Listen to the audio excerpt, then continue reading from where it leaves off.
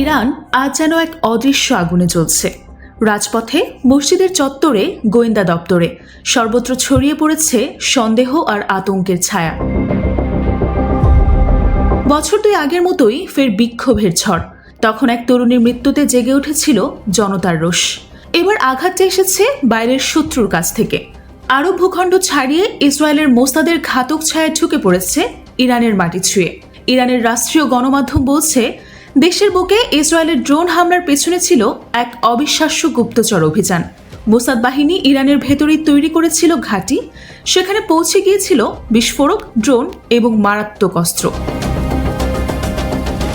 তেহরানের কাছাকাছি ক্ষেপণাস্ত্র ঘাঁটিতে ড্রোন হামলা, আর সেই পথ সুগম করতে মোসাদ ছড়িয়ে দেয় ইরানের আকাশ প্রতিরক্ষা ব্যবস্থা। গভীর রাতে 200টিরও বেশি বিমান নিয়ে ইসরায়েল চালায় ঝড়ের মতো অভিযান। লক্ষ্যবস্তু ছিল শুধু সামরিক ঘাঁটি নয়, উচ্চপদস্থ সেনা ও বিজ্ঞানীরাও। ইরান আজ তাই শুধুই এক যুদ্ধক্ষেত্র নয়, এ এক বিশাল তদন্তের বধ্যভূমি। রাজধানী তেহরানের কাছের একটি শহর থেকে উদ্ধার করা হয়েছে 200 কেজি বিস্ফোরক, আত্মঘাতী ড্রোন এবং ড্রোন তৈরির সরঞ্জাম।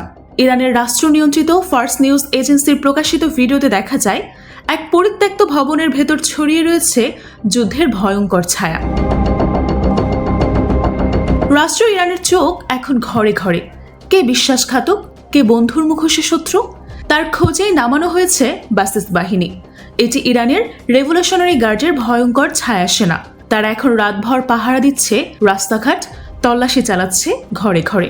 ইরানের পুলিশ প্রধান আহমদ রেজা রাদান এক ভিডিও বার্তায় প্রতারিতদের ডেকে বলছেন, তোমরা যদি স্বীকার করো, তোমাদের ক্ষমা করা হবে, সম্মানও দেয়া হবে, কিন্তু যারা ধরা পড়বে তাদের আমরা এমন শিক্ষা দেব যা আজ দিচ্ছি শত্রু ইহুদিবাদীদের। আর বিচার বিভাগের প্রধান ঘোষণাই দিলেন, এই যুদ্ধাবস্থার সময়ে শাস্তি হবে দ্রুত, বিচার হবে কঠোর। কিন্তু সবকিছুর পরও, সব তল্লাশি, সব হুমকি, সব সন্দেহের পরও একটি প্রশ্ন থেকেই যায়, ইরানের ভেতরে এমন একটি অপারেশন কিভাবে বাস্তবায়িত হলো? কে এই গোপন দরজা খুলে দিয়েছিল শত্রুর সামনে? রাষ্ট্র কাঁপছে, জনগণ দুলছে।